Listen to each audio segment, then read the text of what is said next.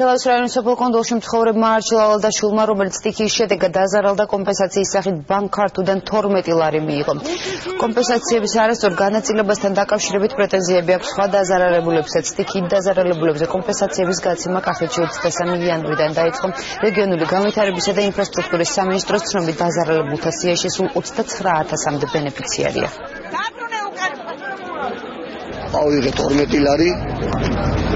და მე მგონი იმხელა საკმარისია რომ სიამოვნებით ორჩიგა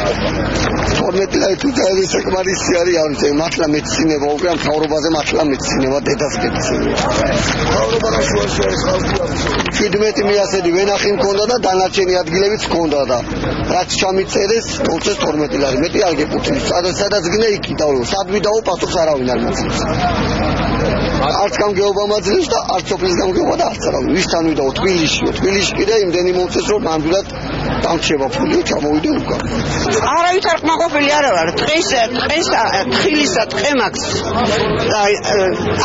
ატამი მაქვს კიდე მოსავლიანი და იგივე მომწეს მარტო ეგენ 365 ლარი როგორ მეკადრებათ ეს ზარალია მე არ არის ჩემი ოჯახის რად გაგვანი ორწება კალაურიდან ვარ ის თანხა რომლებიც ამა დარიცხული ჰქონდათ 1500 ლარები ზოგს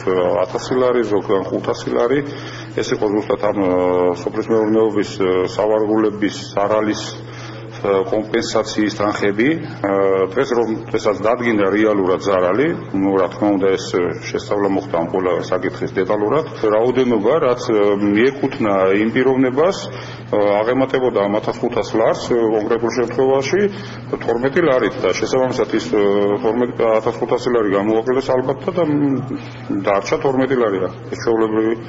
ამბავია და შეიძლება ზოგს